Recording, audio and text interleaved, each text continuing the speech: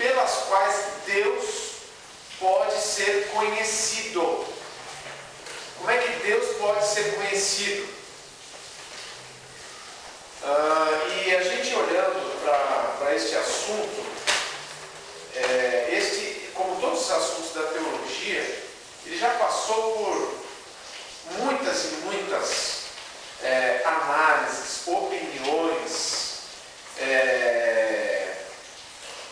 mistura de filosofias, né? Até a gente chegar no que a gente tem aqui, né? No que a gente tem aqui é uma espécie de resumo, né? Mas vamos fazer uma rápida recapitulação para a gente ver onde a gente está. Nós vimos que temos dois tipos de revelação. Nós dividimos assim o assunto. Dois tipos de revelação. Um tipo é a revelação geral, também chamada de teologia natural. É uma teologia que mostra tudo que Deus revelou no mundo, a criação, tudo que está à volta, né? E nós vimos, e vamos continuar vendo, que ela não é suficiente para a salvação. Tá? Ela não é suficiente para a salvação. A gente vai desenvolver mais isso aí. A revelação especial ou teologia revelada, tá? Ela não é natural, ela é revelada. Ela é uma outra forma de revelação, é uma outra forma de se conhecer a Deus. É o que Deus revelou especificamente nas Escrituras, por meio dos apóstolos e profetas. Esta sim, ela não apenas é suficiente para a salvação, mas ela é requisito para a salvação.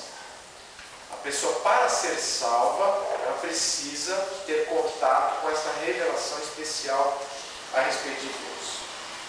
A revelação geral apresenta evidências da existência de Deus. A revelação geral apresenta evidência. A especial pressupõe a existência de Deus. Ela já parte da ideia de que Deus existe. Quando você começa a falar de revelação especial, na verdade, você já parte da ideia de que Deus existe. Tá? Porque você vai abrir a Bíblia e vai falar sobre o Deus que está nas Escrituras, você já parte da ideia de que Ele existe. Ok? Muito bom. Nós vimos que a revelação geral atinge todas as pessoas. Ela é geral no aspecto geográfico e econômico do planeta. Ela usa meios universais para sua percepção, como o calor do sol. Nós vimos também que a consciência humana ela é uma forma como a revelação geral é apresentada. Deus, de alguma forma, se manifesta também na consciência humana. Admitam os homens ou não, entendam os homens ou não, né?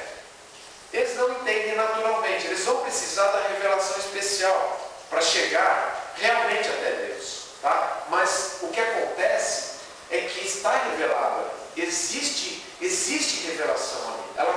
O homem, a criação, o mundo à nossa volta fala sobre Deus. Nós vamos rever os textos ali embaixo, os textos que nós vimos a semana passada. Na verdade, alguns deles estão de volta aí para a gente falar mais um pouco. Então a gente tinha parado aí, né? Agora vamos ver meios da revelação geral. Deixa eu falar uma coisa para vocês. Esta revelação geral, os filósofos gregos, Platão, Aristóteles, esse pessoal que viveu antes de Cristo, né? 400, 500 anos antes de Cristo, eles já tinham elaborado alguma coisa nesse sentido. Independente da influência ou não do judaísmo, naquela época a influência do judaísmo na cultura grega era desprezível, não havia. Os gregos não tinham contato com as escrituras que haviam sido reveladas para o povo judeu.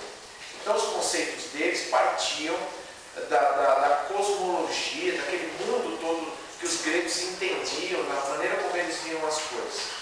E eles queriam justamente responder a essa pergunta.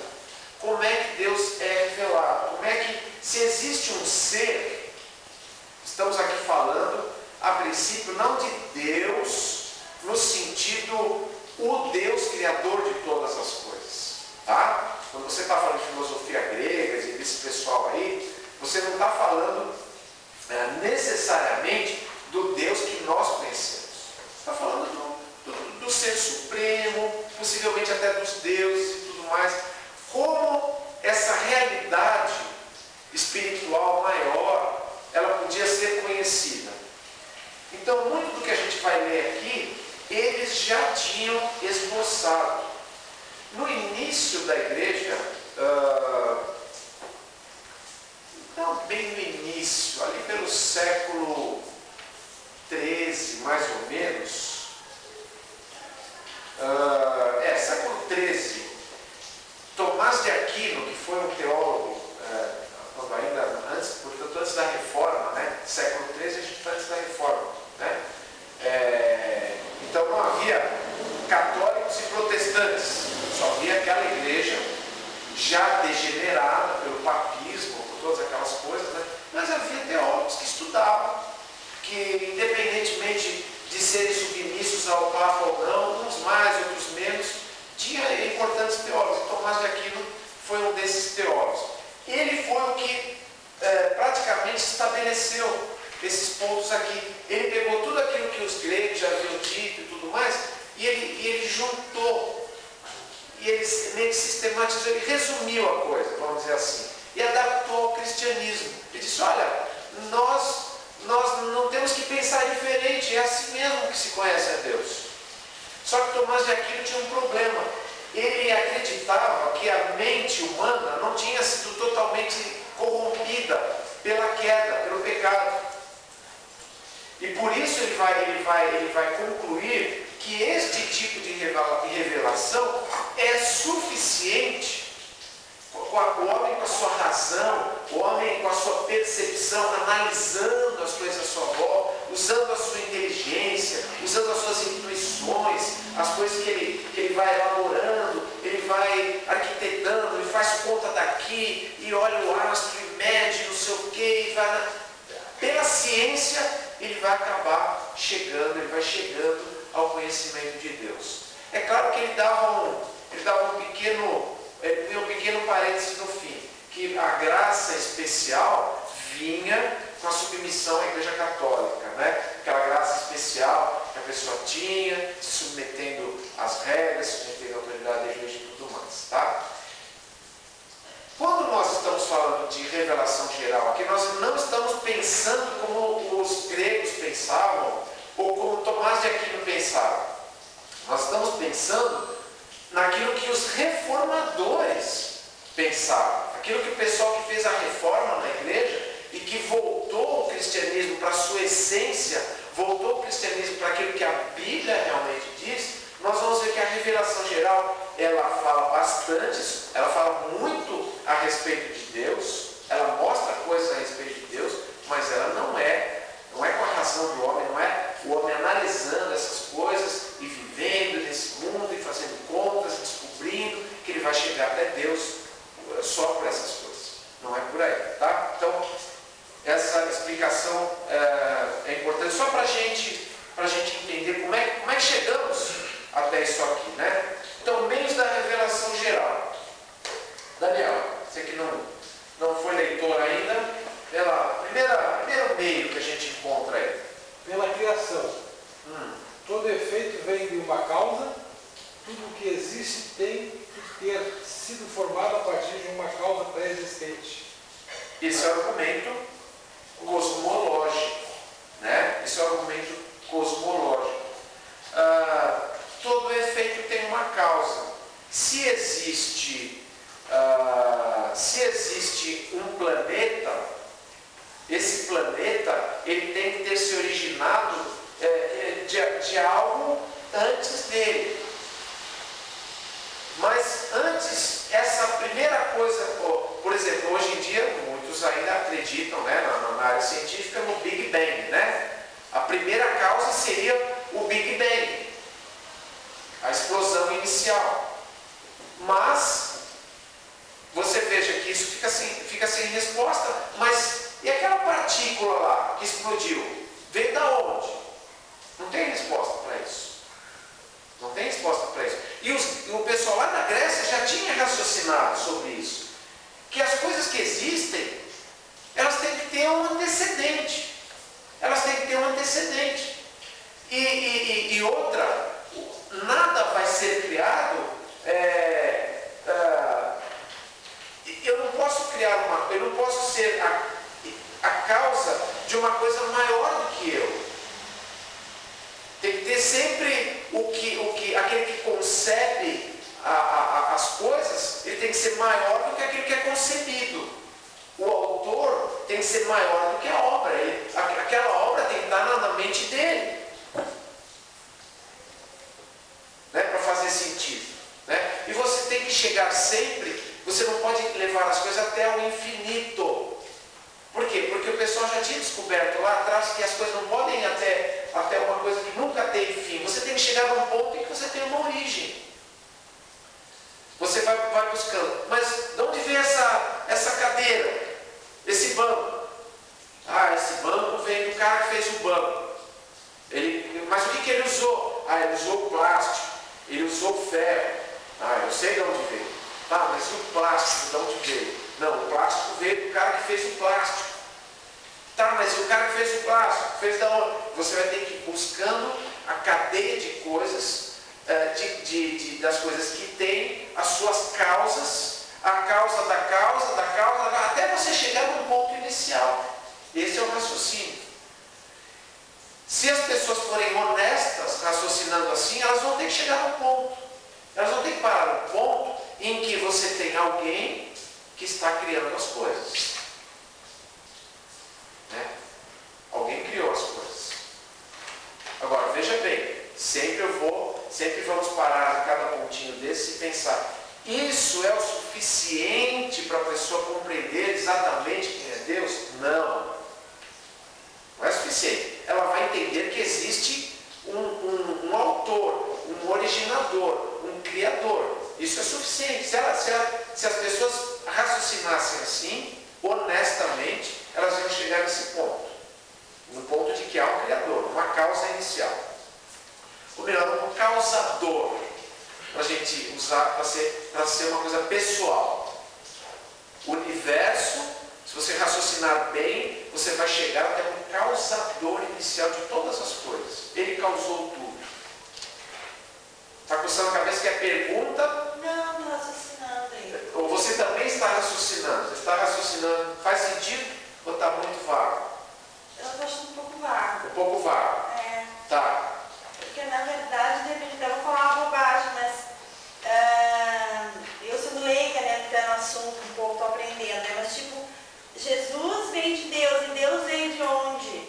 Isso. Mas quando você chega em Deus, aí é que está a questão. Você chega no ponto final. Que é o que eu estou falando início. Deus é um ser, os teólogos dizem, incriado. Não criado. Ele não precisa de uma causa. E Deus tem que ser necessariamente alguém que não tem causa, né?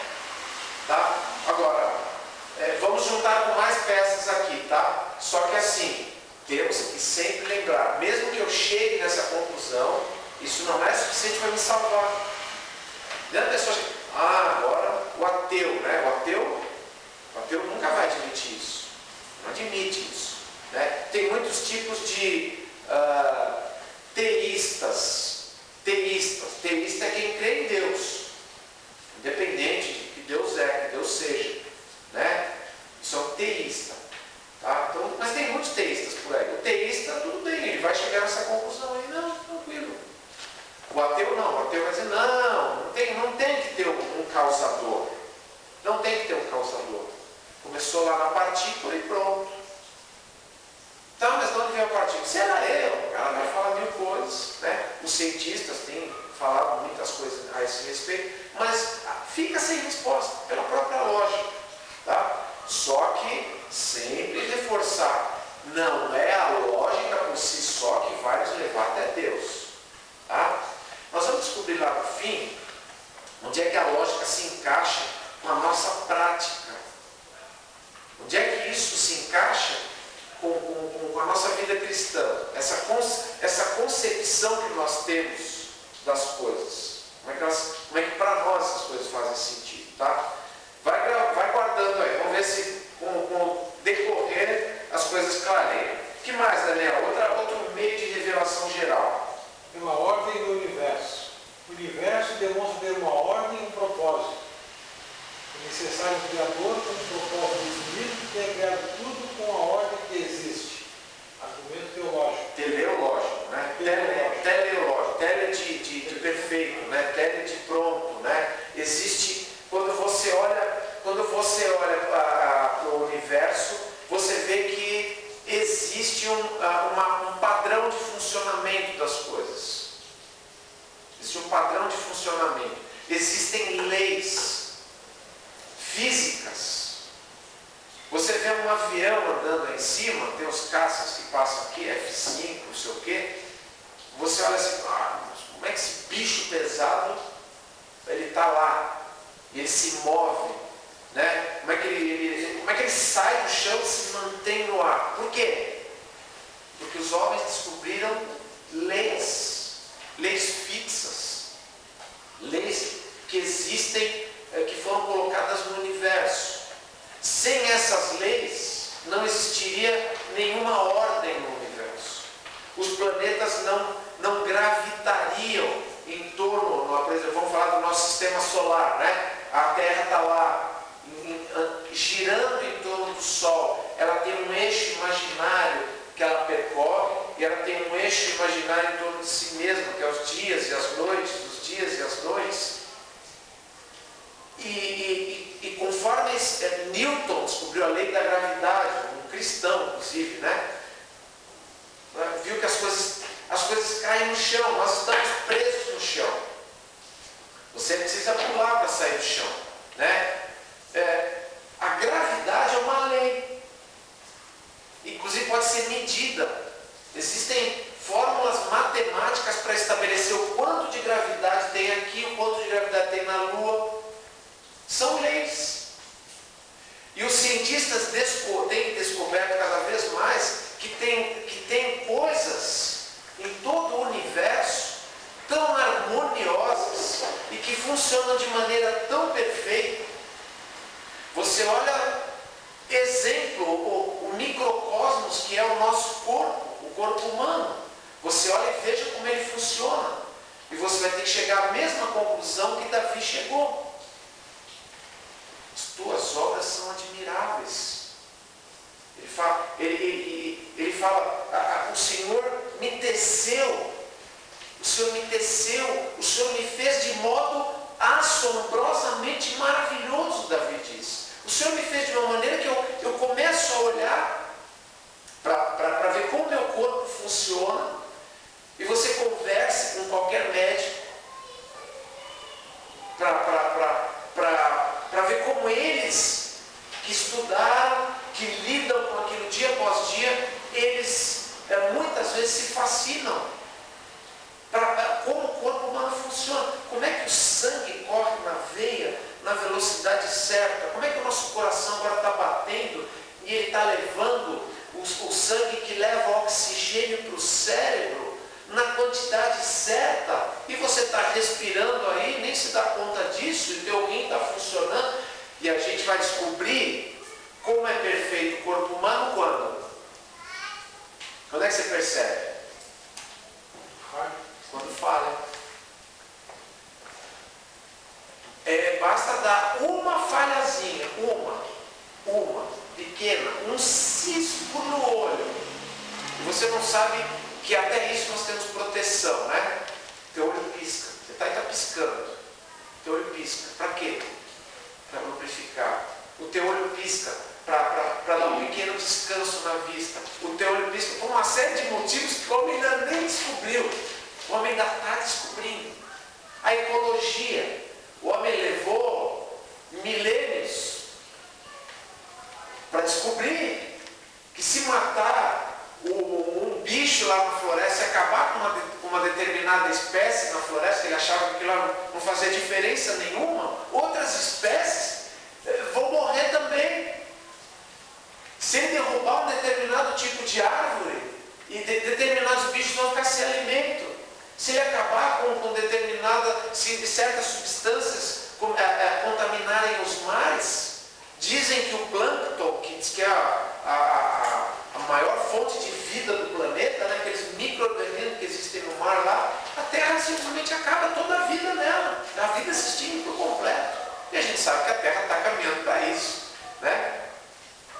Por quê? Porque existe uma maldição sobre a Terra, existe o pecado e tudo mais.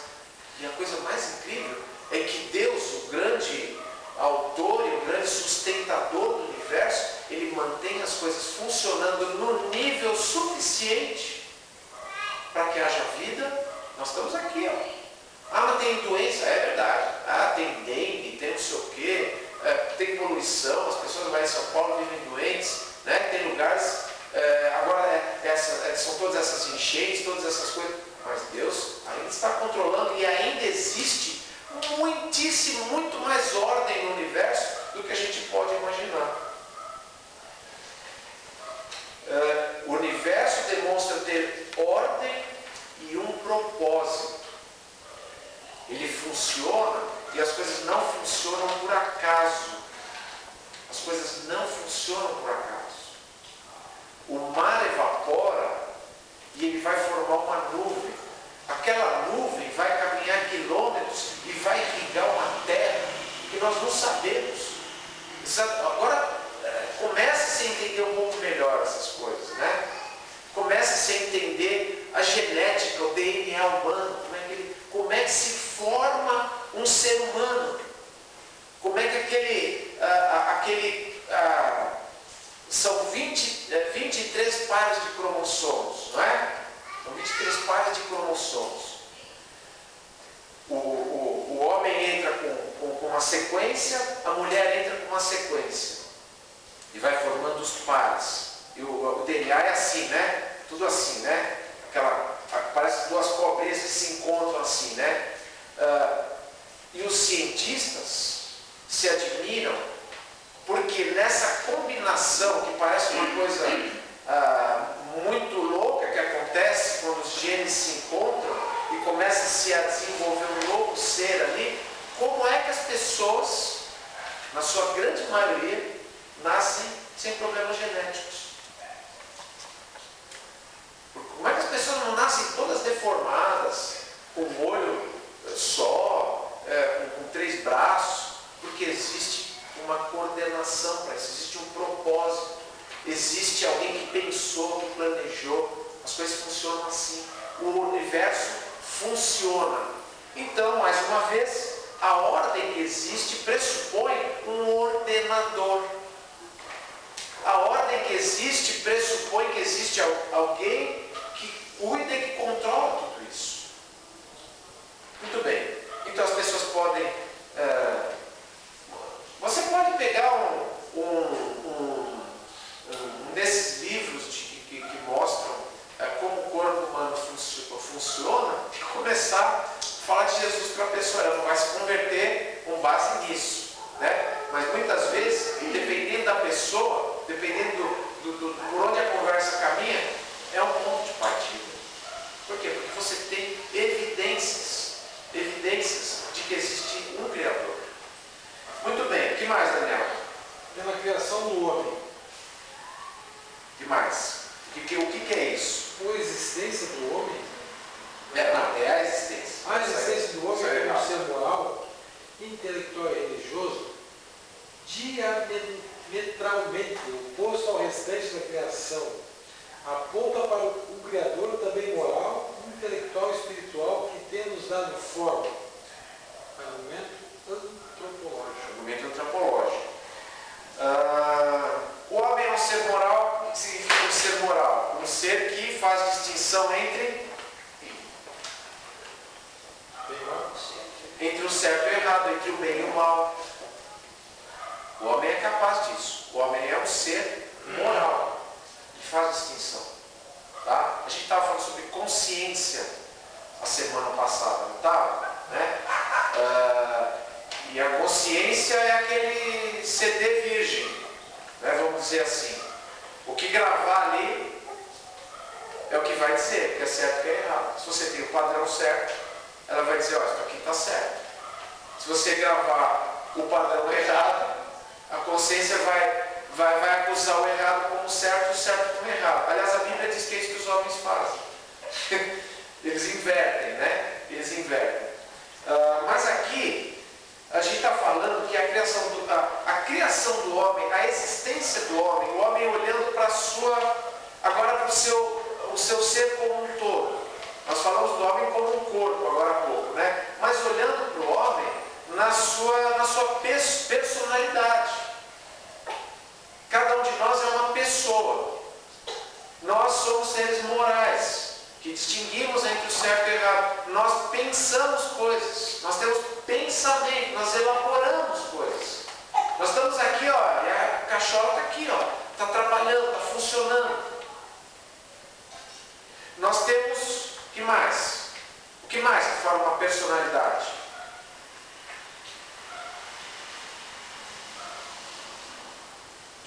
Nós somos uma pessoa. Vontade. Uma pessoa tem vontade.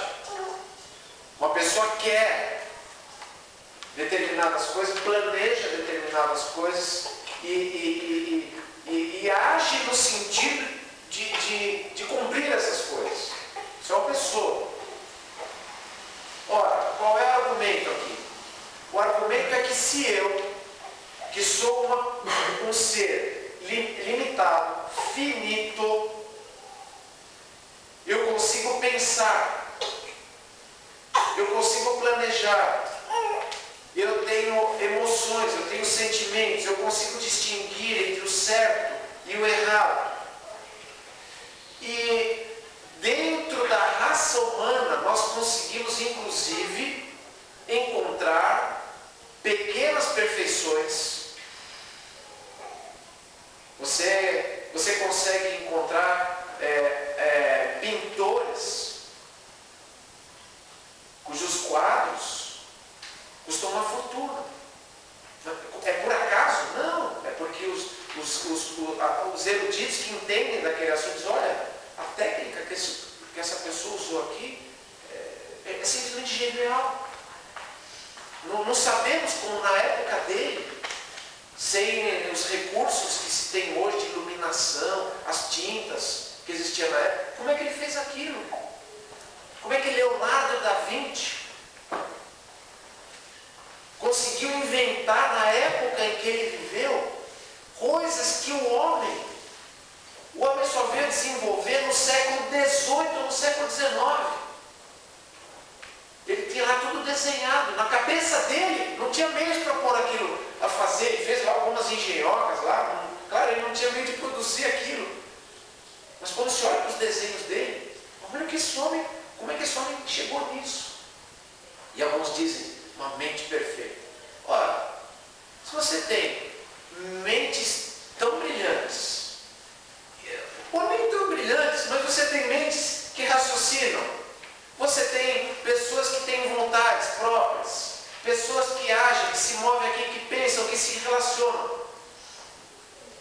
Faz sentido buscar a origem destas pessoas numa fonte que não é uma pessoa? Não, eu me originei de uma ameba. A vida humana começou num protozoário, uma célulazinha lá que não era nada, não pensava, não tinha nada. E essa célula começou lá daquela explosão lá. Tá, mas e aí, como é que isso vem se constituir? É aquela ideia do relógio, né? Onde chama a teologia do relógio, né? Você olha para o relógio, ou você olha para o motor do seu carro, você olha para o seu carro, você vê o carro funcionando.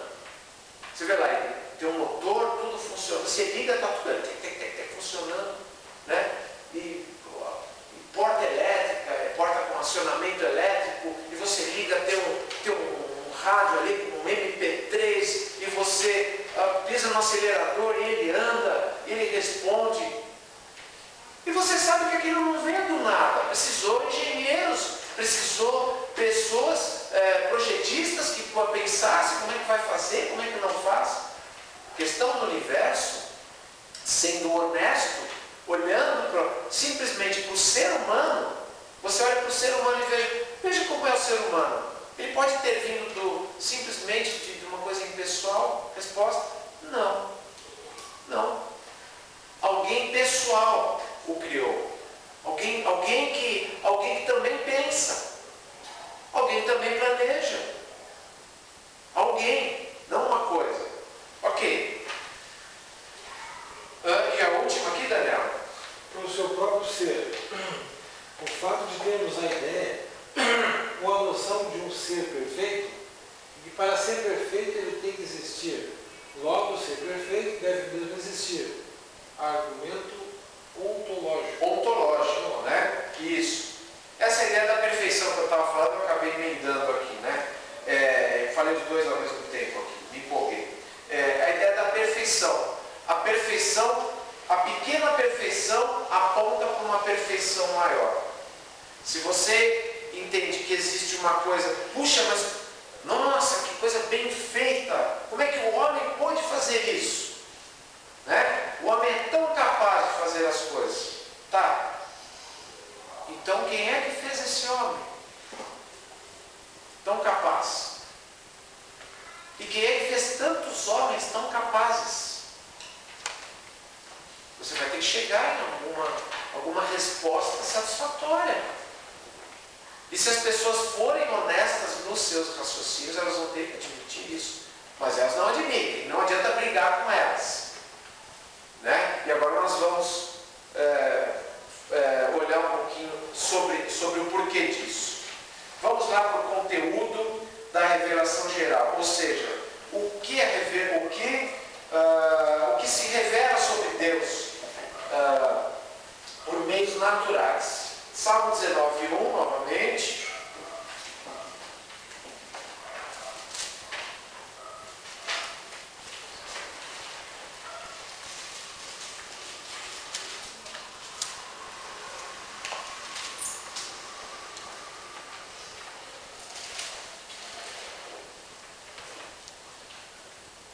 Olha lá, versículo 1. Os céus declaram a glória de Deus, o firmamento proclama a obra das suas mãos. Os céus declaram. A gente estava falando sobre isso, sobre a linguagem figurada que a gente vê aqui. Né? A gente falou sobre isso a semana passada. Os céus estão declarando, os céus estão falando. Os céus são um atestado público, universal da glória de Deus. Eles estão mostrando isso. A glória de Deus está mostrada, está estampada ali para todo mundo ver. Olha a grandeza de tudo isso. Tá? Ok, isso nós já falamos um pouco. Ainda no Salmo 19, qual é o segundo ponto aí? O seu poder para realizar a criação. É a segunda parte do versículo, né? O firmamento proclama a obra das suas mãos. Quem o universo está mostrando? Deus. O que o universo está dizendo a respeito de Deus? Que Deus o fez. Mas para fazer este universo tem que ser alguém com algum poder, alguém com muito poder, ou alguém com todo o poder. Para fazer este universo e para fazer o universo do jeito que ele é, tem que ser alguém com todo o poder. Não pode ser só muito poder, tem que ser com todo o poder mesmo. É isso que os céus anunciam para o ser humano. Vamos lá para Romanos, capítulo 1, e aqui eu quero que a gente gaste um pouquinho mais. Romanos, capítulo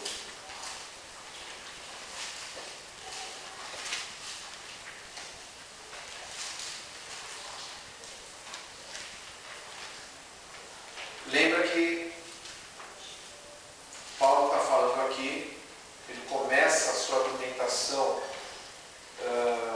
que é uma argumentação jurídica sobre a situação do homem.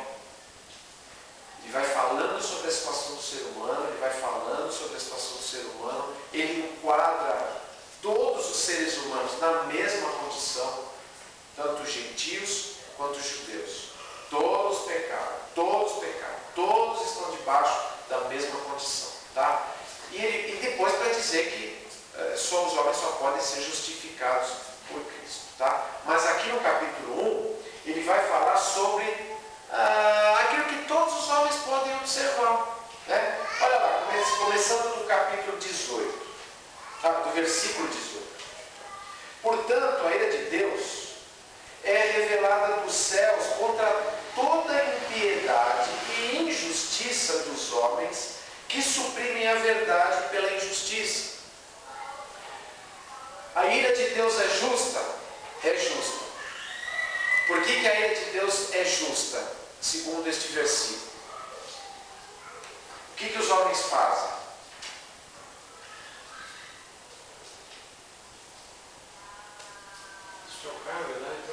Eles trocam a verdade pela injustiça. Eles simplesmente fazem isso. A ira de Deus é justa. Ele tem não apenas, olha, o homem já é culpado porque ele é descendente de Adão, porque Adão representava lá. O homem já tem essa culpa. Mas você vai dizer assim, mas as pessoas, elas adoram, elas estão adorando o seu Deus, porque elas nunca viram, elas nunca ouviram falar de Jesus. Como é que elas podem fazer alguma coisa? A Bíblia diz, não é o fato, elas já estão condenadas e elas agem de tal maneira que as condenam. A atitude delas diante da verdade já as condena. Elas suprimem a verdade é abafada e elas dão lugar à injustiça. Como é que eles fazem isso? Olha só. Pois o que de Deus se pode conhecer é manifesto entre eles. Está falando aqui de todos os homens. O que de Deus se pode conhecer é manifesto entre eles. Isto é o que? Revelação geral. O que se pode, as coisas que se vê no universo, no mundo e no próprio homem apontam para a existência de um Deus. Olha, não vai fazer confusão. Paulo não está dizendo que você tem uma percepção total, 100% de todo o plano de Deus no universo. Não, ele está dizendo que você pode ver que existe esse Deus através do universo. Mas os homens não fazem isso. Os homens não fazem isso. É manifesto entre eles porque Deus lhes manifestou. Pois desde a criação do mundo, os atributos invisíveis de Deus. Me fala um atributo invisível de Deus.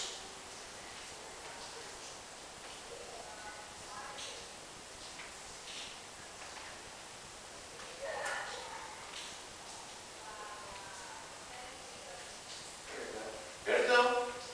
Perdoador. Um outro atributo.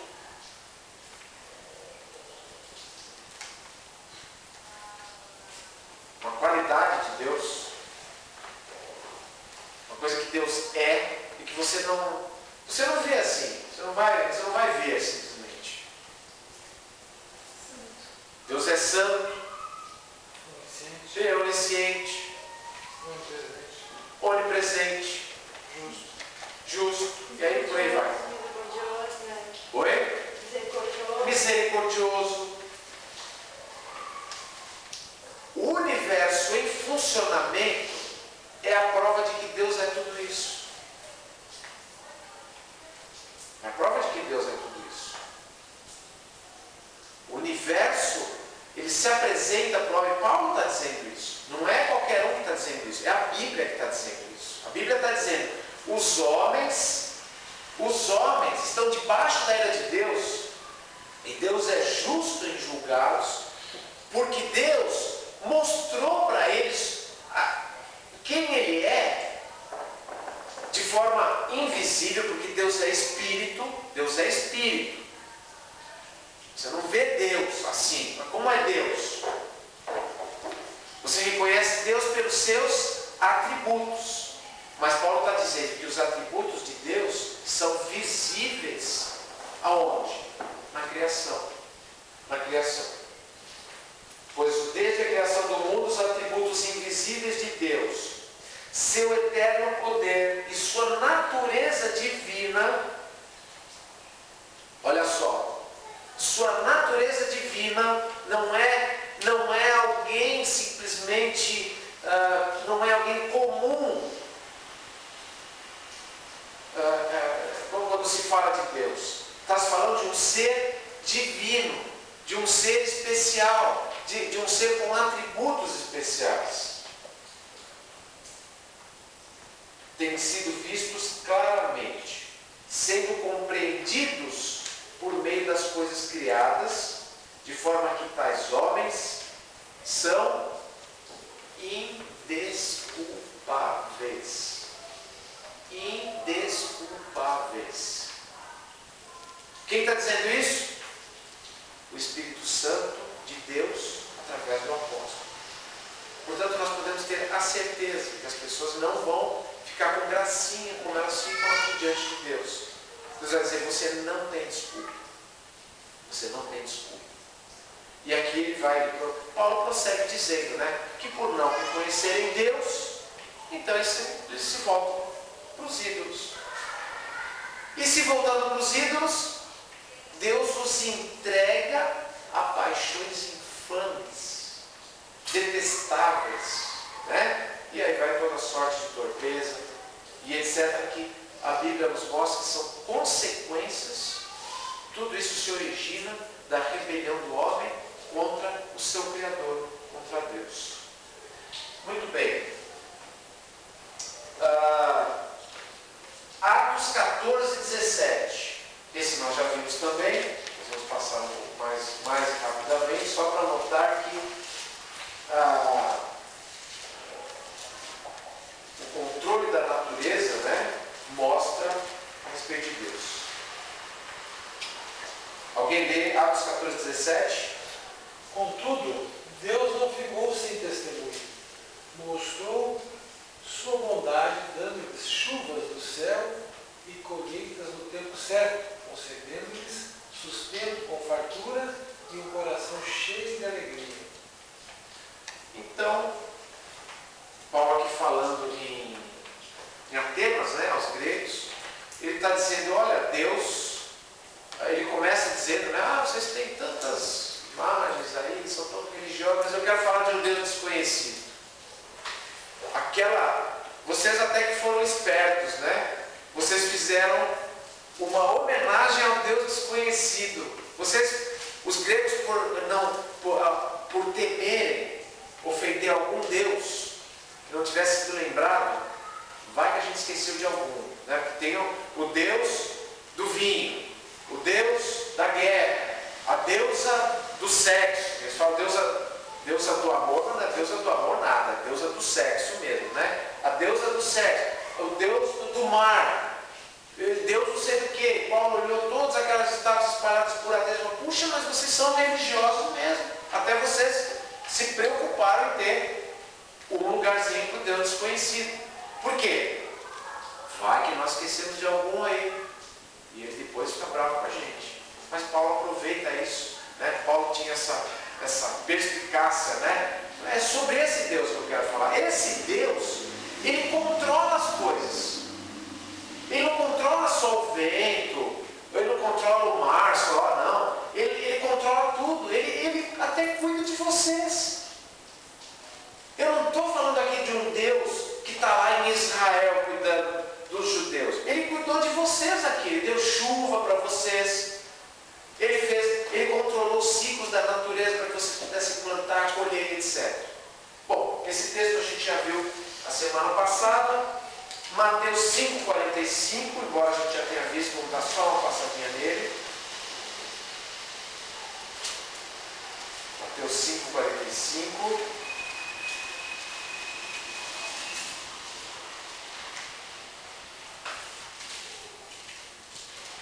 Alguém lê Mateus 5,45? Para que vocês venham a ser filhos de seu Pai, que está nos céus, porque ele faz raiar o sol sobre maus e bons, e derrama chuva sobre justos e injustos. Isso. Deus, na sua bondade, né, ele derrama a chuva sobre maus e bons. É mais ou menos a ideia daquilo que está falado lá em Atos. E agora Atos 17, 28 e 29.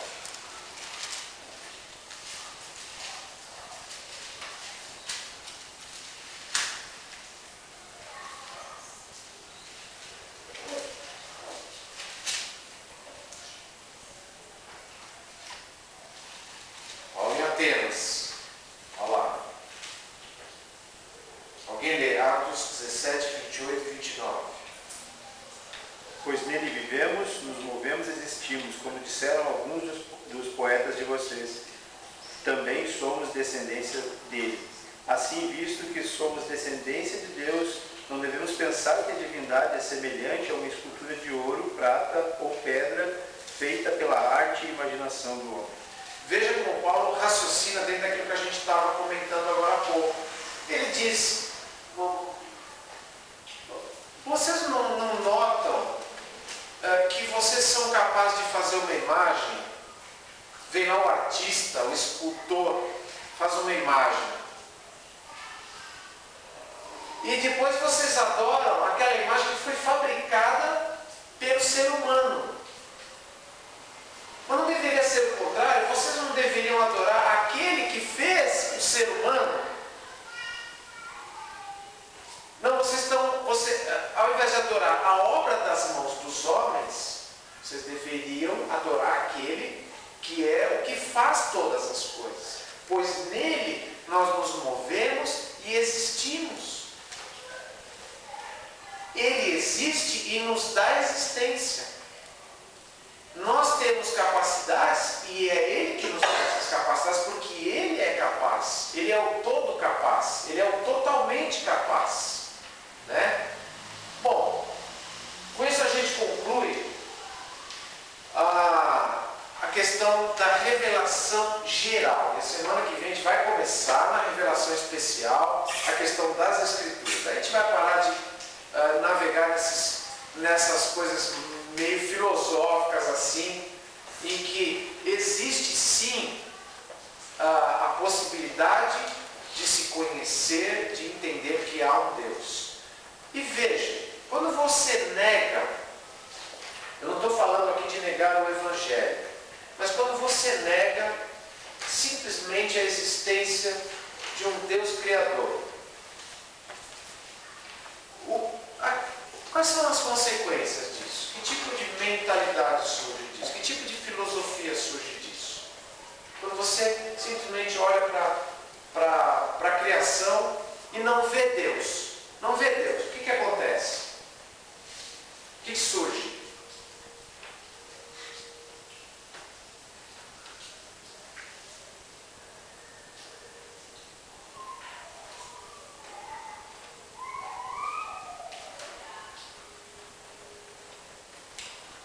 Você já ouviu falar em panteísmo? Panteísmo é uma coisa faz muito parte da religião hindu, de todas aquelas filosofias que aquele pessoal acredita. Panteísmo tem a ver com a ideia de que Deus, na verdade, não é um ser fora da criação. Deus está dentro da própria criação. Você nada mais é do que, nada mais, nada menos do que uma partícula desse Deus. Eu sou um pouco de Deus, você é um pouco de Deus. Esta chuva que está caindo é um pouco de Deus. Até esta cadeira é um pouco de Deus. A Luca, sua cadela lá, é um pouco de Deus. Pode chegar lá, dar um beijo nela, né? Dizer, eu reconheço em você o Deus, né? O príncipe príncipe já é parada dura, né? O Golias já é difícil, mas o príncipe é impossível, né? Cometer esse ato de loucura. Mas é nisso que se cai, nesse tipo de coisa. Você cai no misticismo. Você cai na centralidade do homem. Tudo é centralizado no homem. Você abstrai Deus. Você vai tirando o lugar de Deus. Até nas coisas mais básicas. Não estamos falando de salvação, não estamos falando de vida eterna. Até nas coisas mais básicas vai se diminuir. Eu estava vendo uma pesquisa que se fez na Europa, há uns anos atrás aí, dentro da comunidade europeia. A cada ano que passa aumenta o número de pessoas que dizem não acreditar em Deus. Não acreditar em nenhuma espécie de Deus, em nada. Por quê? Por que isso? O materialismo, as facilidades que se tem cada vez mais, os avanços, a confiança no ser, no homem como o produtor da sua própria felicidade, né? Do outro lado, esse tal de panteísmo é aquela velha tática de Satanás, né? De fazer com que as pessoas acreditem que dentro delas está a solução. Já que você é um pequeno pedaço de Deus, só basta você descobrir como esse Deus que está em você, ele deve emergir e deve resolver os teus problemas. E a moderna psicologia, com as suas autoestimas, com toda essa coisa que está aí, nada mais é do que um reflexo disso. Você busca dentro de você a solução para as coisas. Então você cai em tudo isso. Quando nós começamos entendendo a teologia a partir da revelação natural e procuramos entender como é que Deus está revelado no mundo ao nosso redor. Claro que não dá para a gente ficar aqui dias e dias falando tudo aquilo que Deus se mostra, né?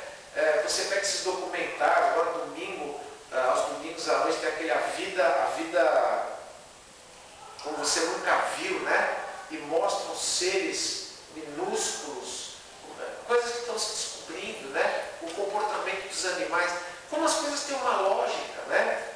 E eu penso o seguinte: nós estamos num mundo, ainda vivemos num país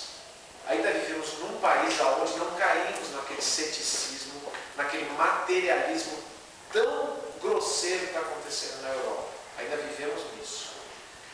E ainda temos pessoas em grande número que, se você falar de Deus para elas, você ainda não falou de Jesus, não chegou em Jesus ainda, mas se você começa muitas vezes uma conversa, às vezes a própria pessoa ela vem com um assunto, que tem a ver com essas coisas que estão aí. Se nós conseguimos pelo menos identificar que existe um Deus poderoso, um Deus gracioso, justo, santo, bondoso, por trás de tudo o que acontece, regendo a história, regendo os acontecimentos, ordenando as coisas. Se nós conseguimos manter isso firme na nossa mente e conseguimos direcionar as nossas conversas com a ajuda de Deus, e Deus nos dando aquelas oportunidades que nós precisamos, nós vamos chegando até o que a gente chama de revelação especial, que aí nós vamos chegar em Jesus Cristo. Nós vamos chegar em Jesus Cristo. Então nós precisamos ter pelo menos uma compreensão desse Deus que se revela, que se mostra, e que as pessoas elas só não estão aí glorificando ele por causa do pecado. Depois que você se converte, vocês que são convertidos, eu falo que Deus é visto no universo para você isso é tranquilo, né? E para as pessoas, de certa forma, isso não é tanta dificuldade assim. Vai esbarrar para chegar nos atributos mesmo, mas aí você já andou um pedacinho. Então que a gente possa ter uma vida cristã, se é que a gente pode aplicar dessa forma, eu creio que pode sim, no nosso